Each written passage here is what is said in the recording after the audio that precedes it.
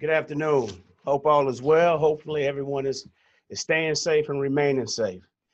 It feels good to be back in the building. You guys obviously know we were out Monday and Tuesday, so it was good being back, seeing the guys, and getting back on the field and doing what we do collectively as a group. With that said, I'm all ears and ready to go. Let's go first to Herbie Teope. Go ahead, Herbie. Hey, Coach, just want to take it over to the offensive line. You've had Wisniewski back for practice. I know he's still on the practice squad over the past week, but how's he looking? And was it just like – because he was here last year, he was able to pick things up and hit the ground running? Oh, yeah, he looks just like Wiz. Wiz is going to do anything and everything to make sure he's getting himself back ready to play and getting himself right, where he needs to be in case we need him to plug in right away. But he's a sharp kid. He understands the system. Coach Heck does a great job with those guys. On top of that, that O-line group is a tight-knit group, so I'm sure those guys with the chemistry have just fell right back in place. Go next to Seren Petro. Go ahead, Seren. Coach, I'm going to ask you this because I know we're going to get to the end of the year where, in all likelihood, you're going to be interviewed, and I know how you don't want to talk about it, and there's a job to do. So I want to talk hypothetically, right, theoretically, before these things come down. The interview process, right, is that in your mind? I know you've been through it a number of times, right? Is that a stressful process? Is that something that you relish? Is it something you have to put a lot of time in preparing for when you go do it? Well, I'll say this, hypothetically speaking, Seren, I'm not even worried about that at this particular time. Is it a stressful time? Yes, it is. You know what? Because first of all, we're trying to make sure these guys are focused on the Denver Broncos. At the end of the day, that's going to take care of itself, Seren. And I appreciate you asking. You know I'm not going to answer it, but I appreciate you asking the question. But my focus and energy is on the Denver Broncos. There's still a lot of football left to play. I thought our guys did a hell of a job against Tampa last week.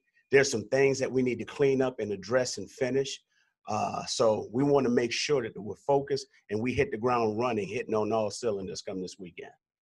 Let's go next to Harold Kutz. Here, go ahead, Harold. Well, EB, I'm sure you're very honored and privileged to have all that attention. I'm sure that's happy to know. My question to you, when it comes to Patrick Mahomes, you come off a 460-yard day, 60-yard-plus day, 3 touchdowns, gets off to a perfect start. How do you continually, as you would say, strain to try to get him, how does he even get better? Like, what do you do? What's your coaching style as somebody who's just like ceiling is so high? It's like, what do we do? Go for 500? How do you do that? Well, the thing is that you show up and come to work every single day. With competitors, you don't have to really ask them to do anything. It's that desire to be the very best at what they do.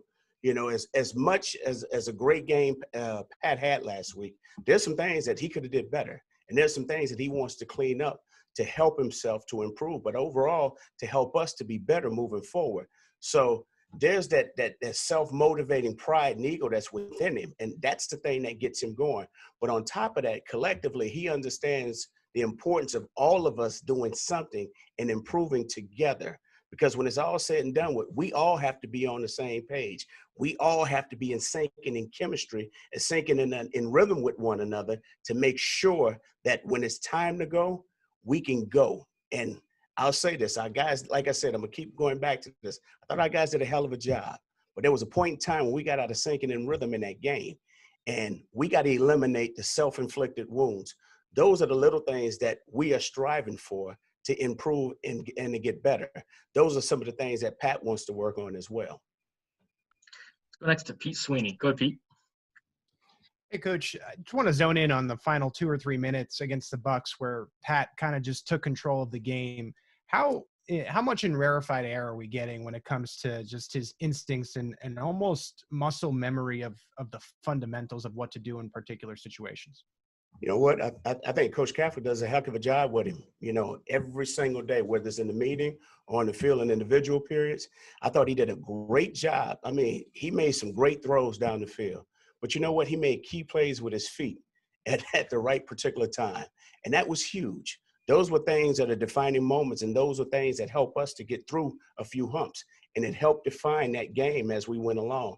But one thing about Pat, he's always going to strive for perfection, okay? Because he wants to be the very best that he can. So he's going to continue to work and continue to strive for that. Let's go next to Matt Derrick. Go ahead, Matt. Hey, Coach, a lot of guys work with their own individual coaches and trainers in the off season, but I'm particularly interested in Tyreek and what you've seen from the work that, translating from the end of the season to the beginning of the next year, each year with the work that he's put in trying to develop his game. Every year, Tyreek takes his game to another level. He spends a lot of time during the offseason working with a particular coach who I've known for a number of years. He does a great job. The thing that Tyreek, and I'll say this, and not just because we're talking about Tyreek and Pat at this particular moment, but all our guys are very, very competitive. And I'll say this, that our GM and owners, they've allowed us to bring the right people in the building. So Tyreek has that attitude and that mindset, and he wants to improve on the little things every single day. So every year that he's going in from one season to another, there's a lot of things that he's stressing to improve upon, whether it's dropping his hips at the top of the route, whether it's creating separation at the line of scrimmage. All those little things matter. And then on top of that, just making sure that he can become the best short to intermediate route runner as well. So I've seen him take tremendous steps in between that time, but also, too, watching him take the necessary steps that he does throughout the course of each week. Let's go next to Adam Teicher. Go ahead, Adam. Hey, Eric. Pat is Pat, as we know, but still he's a relatively young guy. So I wanted to ask you about that last third down of the game in Tampa, when you guys was third and whatever, and you threw the ball there and kept it and ran the clock out. Was that a difficult decision to do that? Because if you guys throw an incomplete pass, you're punting the ball back to Brady, giving him an extra 40 seconds. Take me through that decision, what you guys were thinking in there, and was it a difficult choice about what to do on that particular play call? There's always discussion, and I'll say this, Adam, that's a great question. We always go into each and every game having an idea on exactly what we want to do. We didn't feel that we were running the ball as well, so we wanted to make sure that, hey, regardless of what we call, we're going to move the chains. And one thing that we input, not just in Pat, but all 11 of our players, when they are out on that field, hey, we have confidence in you. Go get the job done. You know what to do. You know how to do it. Now go out and execute. So we want our guys to feel confident regardless of what play we call. Because in our mind, we believe every play is designed to score a touchdown. So we want our guys to have that mentality, knowing that they're going to get the job done. Got time for a couple more. We'll go Darren and then Steve. Go ahead, Darren. Coach AB, first of all, glad to see you. Hope all is well with you and the family. My question, a couple questions. One, what is the scenario that you would see Le'Veon Bell in on a 2nd and 1, a 3rd and 1? I know, when you look at from the television, Clyde is so small trying to get through those big linemen. He generally gets stopped, doesn't get the first down. When can we see someone like Le'Veon Bell, who's been that type of running back, to get those first downs in on the action? And then second of all, is it frustrating knowing that how high-powered the offense is and should be, the players, when they expect to score all the time, that they don't, or that you all don't, where the game should have been maybe 28-0 first quarter, where it turns out to be a 27-24 game? Is there any frustration in the play calling or lack thereof scoring throughout the game that you all can't punch the ball in to score when you feel like you should? Well, first of all, in our short yardage situations, one thing that as a group, we have to be better, okay? Regardless of what back is in the game. I don't care. At the end of the day, our job is to move the chain. It's about an attitude and a determined mindset, and that's our focus. And we talk about that each and every week. And as a former running back coach, regardless of what runner is in the game, I don't care. Long as you find a way to move the chains, I don't care if anybody is blocked or nobody's blocked, okay? Your job is to find a way. So at the end of the day, there's just some things that we make sure that we're getting done. Yes, can we be better up front? Yes, we can. But also, too, there's some things that the runners need to do, and we got to make sure that we get it done. And I don't care who gets it. It could be Sherm. It could be Tyreek. It could be McCole. It can be Le'Veon. It can be Clyde. It can be Darwin. It can be – I don't care. At the end of the day, the end result speaks for itself. Now, when talking about the points being scored, yes, we would like to play better. I'm still looking for that perfect game. We came out on fire. We did some things that I thought were very, very good. And I thought at times we found a way to pull ourselves out of a rut.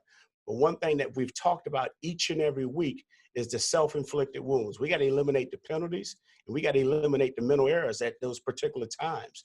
And when we're doing that, and not to sound arrogant, I'm being very, just professional about this. When we're doing our job and playing against the opponent rather than playing against ourselves, we're giving ourselves a good chance to be successful. But once we start killing ourselves with those self-inflicted wounds, those things become devastating, and they have an impact on the game, which we saw this past weekend. We'll go last to Steve Wallace. Go ahead, Steve. Hey, what's happening, EB? I'm good. I'd like to get your philosophy on plays like Ferrari Right and Black Pearl. I mean, it seems like when they work, you and Andy are called offensive innovators, but when they don't work, it's been said that you guys are doing too much. But just what are your thoughts on calling those types of curveball plays in various points of the game and not just being predictable, so to speak, allowing your guys to go out there and have fun? The beauty of it is, and think about this, the year 2020 has been stressful in many different ways. And you never know what, players may be having going on outside of what we do here. So at the end of the day, yes, we are professionals. But also, too, we want these guys to have fun and enjoy what they do. So it's okay. We feel that it's okay for our guys to get a little creative. Now, obviously, we would love for those plays to be successful. And the thing is that these guys do a great job of working it out each and every week. And more than anything, they take personal ownership in it. So they're going to find a way to make it work.